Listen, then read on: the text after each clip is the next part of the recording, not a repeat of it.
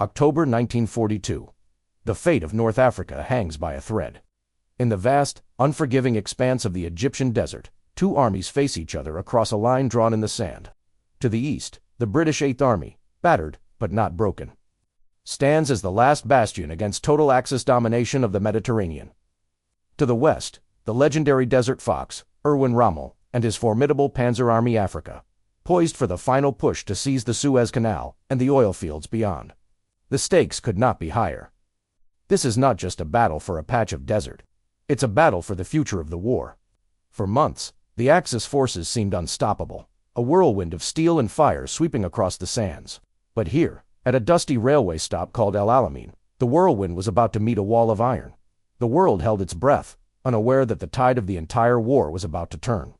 Before the climactic showdown, the situation for the Allies was desperate. Rommel's lightning advances had brought him to the doorstep of Alexandria. Morale in the Eighth Army was at rock bottom. They had been pushed back over 1,000 miles, a long and bitter retreat. Tobruk, the symbol of British resistance, had fallen in a single day. It felt like nothing could stop the Desert Fox. But with his back to the wall, the British commander, Claude Auchinleck, had managed to halt Rommel's advance in the First Battle of El Alamein in July. It was a bloody stalemate, but it bought the Allies precious time. Time for a change. That change came in the form of two formidable men. The new British Prime Minister, Winston Churchill, famously declared, "Before Alamein, we never had a victory. After Alamein, we never had a defeat." He flew to Cairo and installed a new command team. The charismatic General Harold Alexander was appointed Commander-in-Chief of the Middle East. And to lead the Eighth Army directly, a man whose name would become synonymous with this battle, Lieutenant General Bernard Montgomery.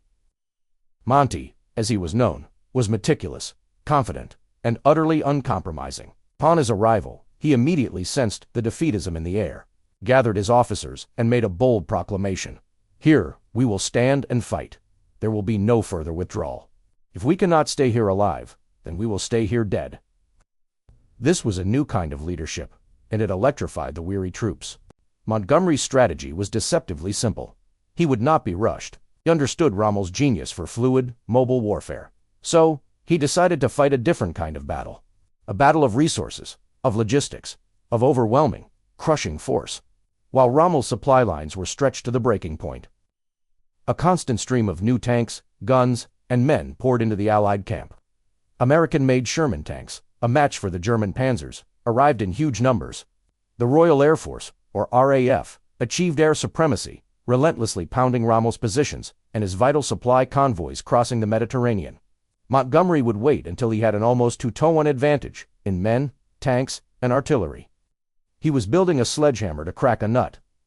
On the other side of the line, Rommel was acutely aware of his predicament.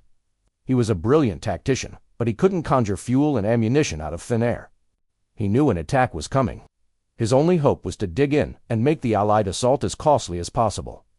He fortified his line with 500,000 mines, a terrifying 50-mile-long network of explosive traps he called the Devil's Gardens.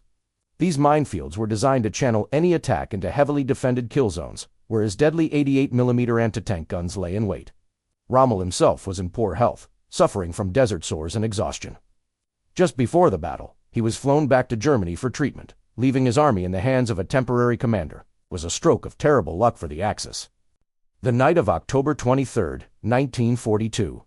A full moon bathed the desert in an eerie, silver light. At precisely 9:40 p.m., the silence was shattered. Over 1,000 Allied guns opened up simultaneously, a terrifying, earth-shaking symphony of destruction that lit up the horizon from end to end. Operation Lightfoot had begun. The sheer scale of the artillery barrage was unprecedented in the Desert War. Shells rained down on the German and Italian positions for hours, a storm of high explosives designed to stun, disorient, and destroy. Under the cover of this immense bombardment, Allied infantry and engineers moved forward into the darkness.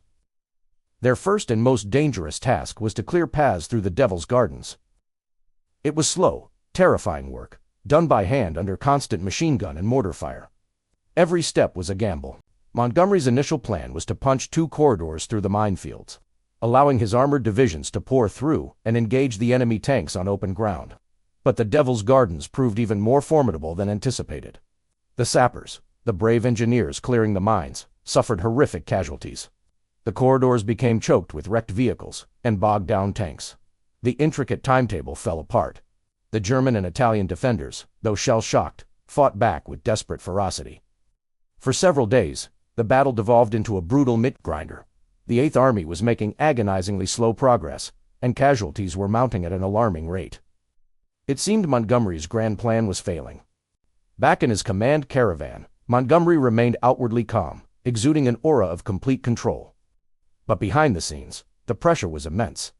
His subordinates urged him to change the plan, to shift the axis of attack. But Monty refused. He believed in his plan, and, more importantly, in his material superiority. He would stick to the grim, grinding logic of attrition. He knew Rommel's forces were bleeding men, and, critically, tanks that they could not replace. So he launched a new phase, Operation Supercharge. The focus shifted to the north, aiming to force a final decisive breakthrough near the coast. The battle would be won, not by brilliant maneuver, but by relentless, overwhelming pressure. Rommel, who had rushed back from his sickbed in Germany upon hearing of the attack, could only watch as his army was systematically ground down. The turning point came on the 2nd of November. The Australian 9th Division, fighting with incredible tenacity, had created a salient, a deep bulge, in the Axis lines near the coast. This drew in Rommel's last armored reserves. Montgomery saw his chance. He threw the full weight of his remaining armor and the elite New Zealand division into this sector. What followed was a massive, chaotic tank battle. Shermans, Grants, and Crusaders clashed with Panzer, IIs, and IVs in a swirling melee of fire and smoke. The German gunners were masters of their craft, inflicting heavy losses, but they were simply overwhelmed by numbers. Tank after tank was knocked out, and Rommel's precious Panzer army began to disintegrate. His fuel gauges were on empty. His ammunition was almost gone. He had nothing left. On November 4th, Rommel knew the battle was lost. He sent a message to Hitler, pleading for permission to withdraw and save the remnants of his army. The reply from Berlin was chilling: victory or death. Hitler, far removed from the reality of the desert, forbade any retreat. For a brief period, Rommel obeyed, condemning his men to a pointless slaughter.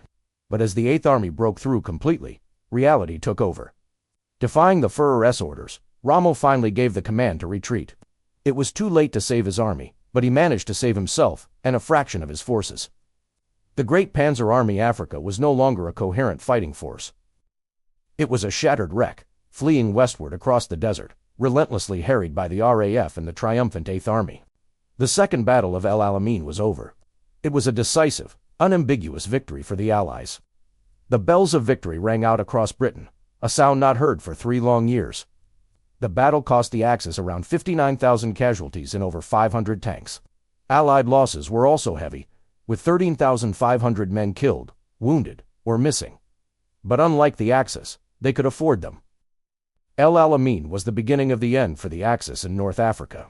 Just days later, Allied forces landed in Morocco and Algeria in Operation Torch, squeezing the remaining Axis forces in a giant pincer. 6 months later, the campaign was over. The victory at El Alamein proved that Rommel was not invincible, and the German army was not unbeatable. It boosted Allied morale sky-high and secured the vital Suez Canal. It was, as Churchill so aptly put it, not the end, not even the beginning of the end, but it was, perhaps, the end of the beginning. The long road to victory had begun here, in the blood-soaked sands of Egypt. Thanks for watching. If you found this piece of history as fascinating as we do, don't forget to like this video and subscribe to our channel for more deep dives into the pivotal moments that shaped our world. See you next time.